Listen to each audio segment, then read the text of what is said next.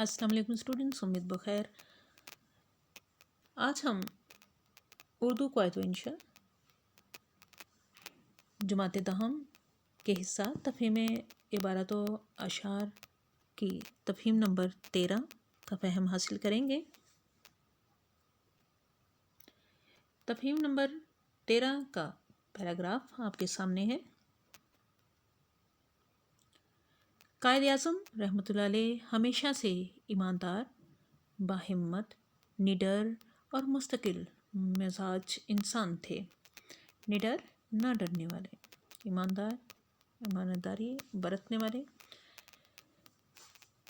इनका दामन लालच और हवस से पाक था, यानी वो हवस और लालच जैसे रज़ाइल से पाक थे। वो किसी जज या साथी वकील से भी अपनी शान के ख़िलाफ़ कोई लफ्ज़ सुनना पसंद नहीं करते थे। इसीलिए वो कोई जज हैं या उनका साथी वकील है, अपनी शान के ख़िलाफ़, अपनी ज़ात के ख़िलाफ़ वो कोई ऐसा लफ्ज़ सुनना पसंद नहीं करते थे जो उनके जिसमें उनकी ख़ास तौर पर हद तक की जा रही हो। नामसायद हालात में घबराते नहीं थे। नामसायद हालात में वो हालात जो बदतरीन थे उनके लिए या ख़राब हालात थे जिसमें कि इंसान की ज़िंदगी में उतार चढ़ाव आते हैं, ऐसे हालात में वो कभी घबराते नहीं थे, ना कभी दगा और फ़रेब से काम लेते थे। इंसान दगा और फ़रेब पर आ जाता है जब वो ख़राब हालात का शिकार हो जाता है, लेकिन कायद-ए-आज़म मोहम्मद अली जिन्नाह इन लोगों में से नहीं थे। इनकी सियासत साफ़ सुथरी पाकीज़ा थी। सियासत की बात करें तो सियासत इनकी साफ़ सुथरी थी और पाकीज़ा थी, जिसमें दगा, फ़रेब, लालच, हवस जैसी चीज़ें शामिल नहीं थी। आगे देखते हैं। वो सियासी मकासद हासिल करने के लिए तोड़ फोड़ और ख़िलाफ़ कानून इक़दामात के सख्त मुखालिफ थे। जो सियासी लोग ख़ास तौर पर करते हैं कि तोड़ फोड़ और कानून के ख़िलाफ़ इक़दामात करते हैं ताकि वो सियासत में शोहरत हासिल कर सके, लोगों की नज़र में एक बुलंद मकाम हासिल कर सके। कायद-ए-आज़म ऐसी सियासत के ख़िलाफ़ थे। जिस बात का हक समझते इसके बारे में किसी से समझौता नहीं करते थे।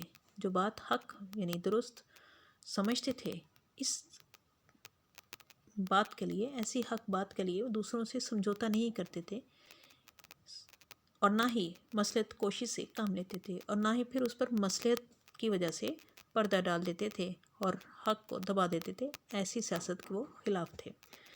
खुशपोशी का इन्हें बेहद शौक़ और सलीका था जो आखिर तक कायम रहा।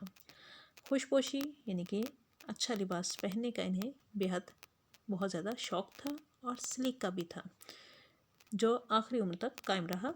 हिंदुस्तान के कितने ही वासरायों ने इनकी खुशपोशी की तारीफ़ की।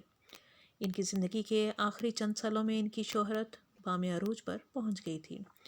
इनकी ज़िंदगी के आखिरी अयाम तक, आखिरी सालों तक इनको बहुत ज़्यादा शोहरत मिल गई थी। पाकिस्तान का क़याम इनका अजीम कारनामा है। पाकिस्तान का क़याम भी एक ऐसा कारनामा है जो कायद-ए-आज़म की सर ही बंधता है। हम सवालात की तरफ देखें तो इसके 4 अज्ज़ा हैं, अलिफ, बे, जीम और दाल। सवालात की तरफ बढ़ते हैं। पहला सवाल है, कायद-ए-आज़म किस किस्म के इंसान थे?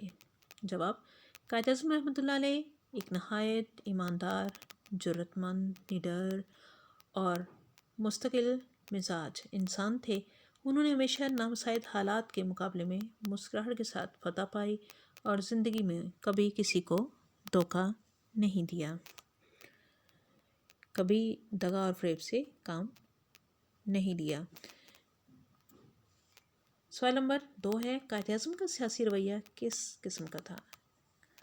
कायद-ए-आज़म का सियासी रवैया कुछ इस किस्म का था कि वो एक साफ गो सियासतदान थे।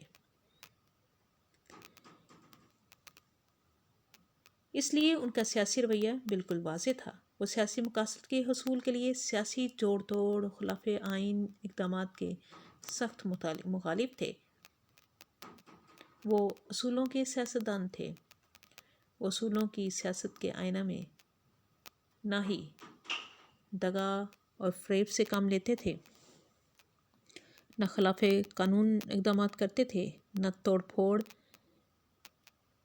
جیسے اقدامات کی طرف قدم بڑھاتے تھے۔ جس بات کو حق سمجھتے اس کے بارے میں کسی سے سمجھوتا نہیں کرتے تھے اور نہ ہی مصلحت کوشی سے کام لیتے تھے۔ آپ کے پیراگراف میں جو لائنس ہیں اس کو اگر دھیان سے آپ پڑھیں جواب واضح ہے۔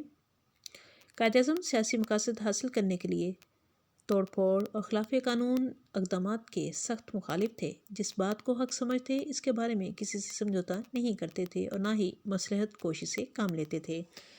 یہ جواب اپنے پیراگراف سے آپ لکھیں گے۔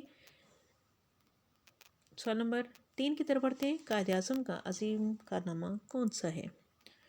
بانی پاکستان قائد اعظم محمد علی جناح کا سب سے عظیم کارنامہ پاکستان کا وجود ہے، قیام پاکستان ہے۔ سوال نمبر 4، ہندوستان کے وائسرایوں نے قائد اعظم کے کس وصف کی تعریف کی ہے؟ وصف بمعنی خوبی۔ ہندوستان کے بہت سے وائسرایوں نے قائد اعظم کی خوش پوشی کی تعریف کی، یعنی قائد اعظم انتہائی خوبصورت اور دیدہ زیب لباس پہنتے تھے۔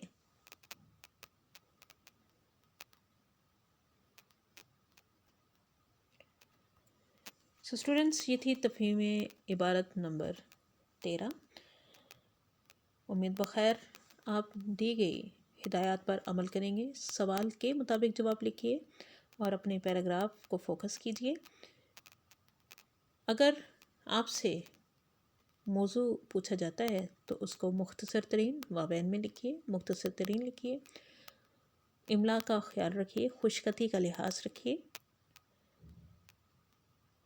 والسلام، مس درا ثنا۔